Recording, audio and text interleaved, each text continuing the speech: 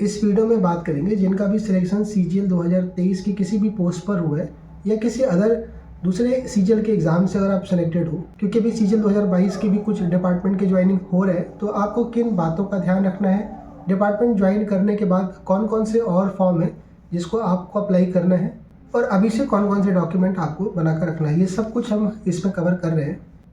आगे बढ़ने से पहले आपसे रिक्वेस्ट होगा कि जो लोग भी मुझे सुन रहे होंगे सब्सक्राइब जरूर कर लीजिएगा। जो लोग भी कमेंट लिख रहे होंगे अपने अपने ग्रीवेंसेस, आपसे रिक्वेस्ट होगा कि एक बारी को सब्सक्राइब करके ही आप अपने ग्रीवेंस को लिखिएगा।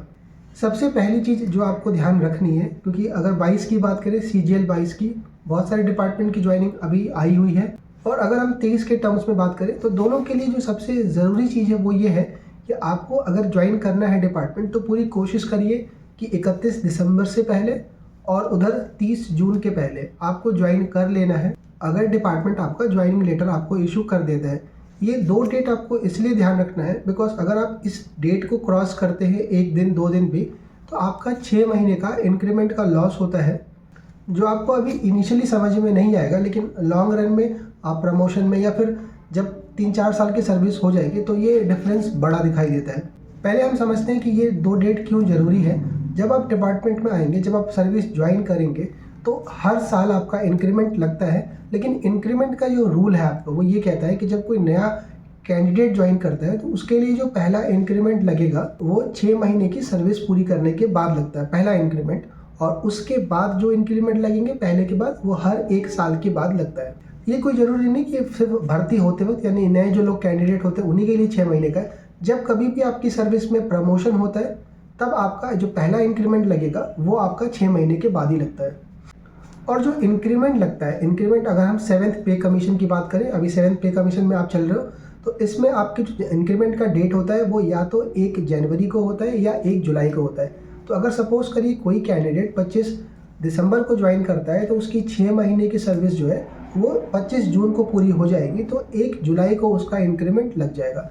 अगर कोई कैंडिडेट 5 जनवरी को ज्वाइन करता है सेम डिपार्टमेंट के अंदर, तो उसकी 30 जून तक 6 महीने की सर्विस नहीं हो पाएगी, वो 5 दिन कम रह जाएगा। तो अगला जो इंक्रीमेंट है वो जुलाई में ना पड़ के आपका वो जनवरी चला जाएगा, उसका 6 महीने का लॉस होगा। आप 1 दिन की भी सर्विस अगर वो दिन का लेट करते हैं तो आपका 6 महीने का ये लॉस होगा। तो इस चीज़ को जरूर ध्यान रखिएगा। अगर आप अभी इनिशियली स्टेज में होंगे, अगर आपका ग्रेड पे 2400 2800 होगा तो आपको अभी 1 महीने का ज़्यादा डिफरेंस, 1 महीने का ज़्यादा क्या, कम से कम 1200 रुपये का तो इंक्रीमेंट रहता है, 1000-1200 का तो इंक्रीमेंट रहता है, बाकी DA वगैरह ला करके 1500 रुपये का लॉस आपका 6 महीने तक का आपको देखने को मिलेगा। अगर आप 2800 ग्रेड पे के अंदर है, अगर आप 46 या फिर 4800 ग्रेड पर हो तो ये डिफरेंस बड़ा होगा।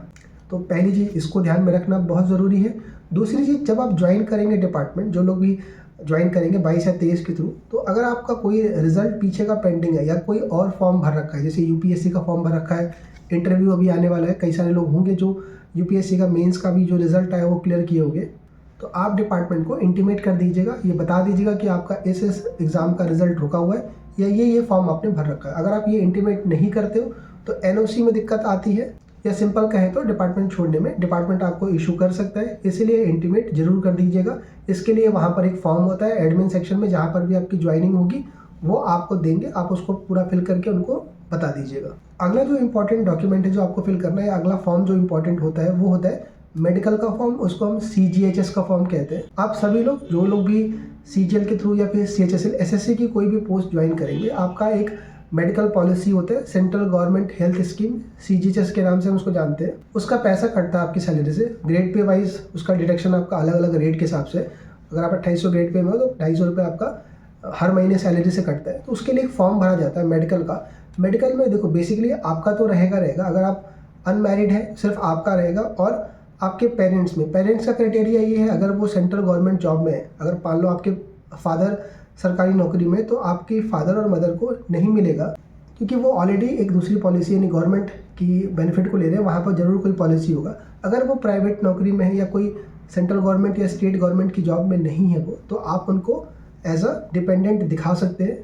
बाकी भाई बहन के लिए भी एज का जो क्राइटेरिया है, अनमैरिड सिस्टर के लिए और ब्रदर के लिए, अगर वो क्राइटेरिया पूरा कर रहे हैं तो अपने फैमिली मेम्बर्स में भाई और बहन को भी आप ऐड करवा दीजिएगा। उसके लिए सबकी फ़ोटोग्राफ्स लगती है, पूरी डिटेल लगती है, तो इसको ज़रूर तैयार करा लीजिएगा। बिकॉज मेडिकल का जब कोई बड़ी चीज़ दिक्कत फंसती है तो उस केस में ये बहुत आपको हेल्प करता है। छोटे मोटे बीमारियों के लिए तो नहीं होता, लेकिन बड़े जब कोई प्रॉब्लम फंस जाती है तब ये इशू करता है। दूसरा ये है कि अगर आप अपना भी बनवा के रखते हो तो जब आप मेडिकल पे जाते हो, मान लो कोई आपको दिक्कत आ गई, तो जब आपकी छुट्टियां सैंक्शन होनी होती है, जैसे मान लो आप मेडिकल लीव पर हो और जब आप लौट के आप आएंगे तो छुट्टियां सैंक्शन होने में अगर आपका मेडिकल कार्ड बना हुआ है तो ये बहुत आसानी से छुट्टी आपका सैंक्शन हो जाता है।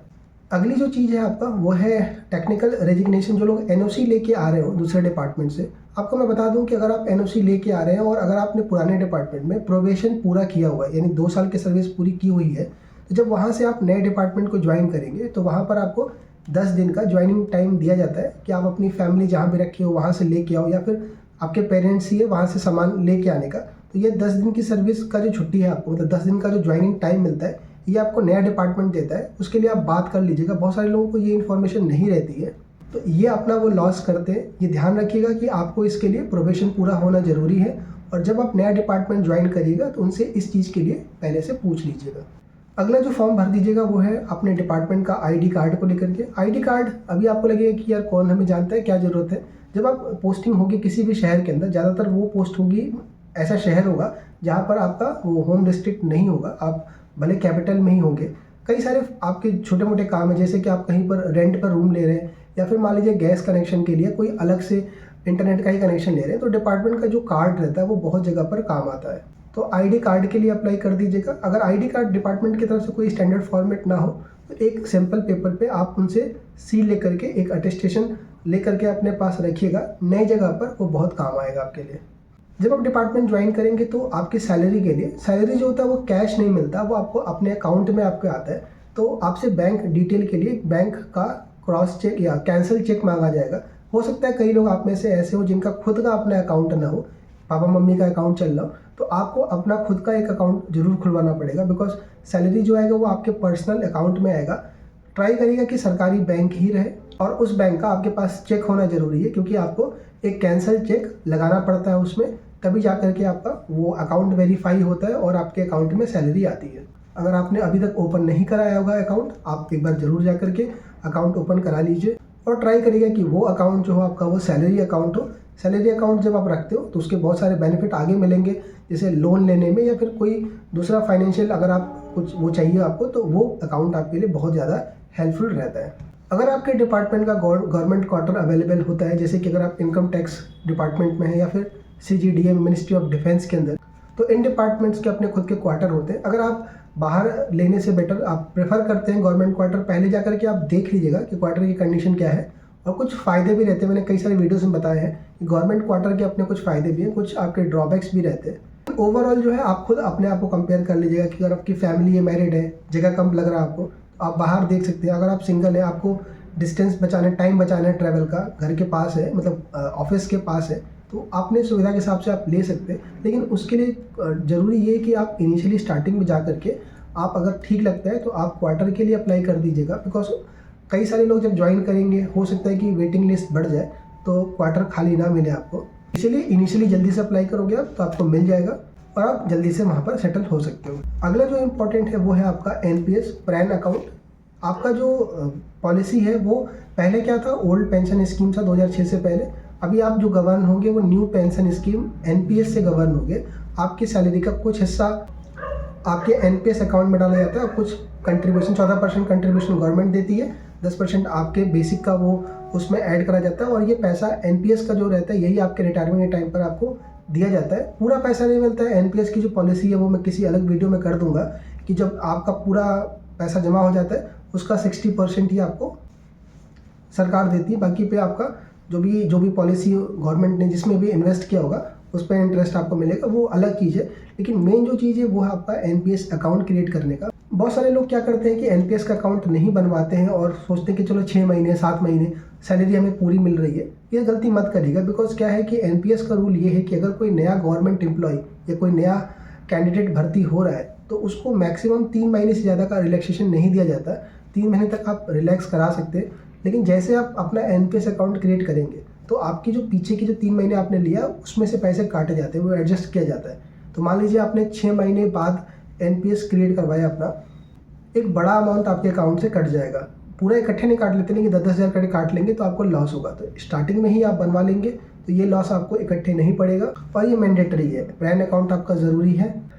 पहले लोग फंड में पैसा लगाते थे, जीपीएफ का नाम सुना होगा आपने, तो फंड में से पैसे निकालते रहते थे, काम करते थे। वैसे ये भी है, लेकिन अभी इतना आसान नहीं है इसका पैसा कि आप एनपीएस का पैसा निकाल लो। उसमें भी कुछ परसेंटेज बनाए गए हैं कि पहले 25% फिर 50%, लेकिन ओवरऑल देखेंगे तो ये पैसा आपका एक बड़ा इंपॉर्टेंट रोल प्ले करता है गवर्नमेंट एम्प्लॉय के लिए। तो इसीलिए इस चीज़ को आप क्रिएट करा लीजिएगा। बहुत सारे डिपार्टमेंट के अंदर बायोमेट्रिक अटेंडेंस का होगा, उसके लिए आपका आधार कार्ड अपडेट होना चाहिए। तो आप एक बार को अगर आपका आधार कार्ड नहीं बना है, अगर किसी का आधार कार्ड बनवा लीजिएगा। और अगर फिंगर्स वगैरह का कुछ इशू होगा तो आप अभी से एक बार फिंगर्स को दोबारा से अपडेट करवा करके आप उसको ठीक करा लीजिएगा आधार कार्ड को।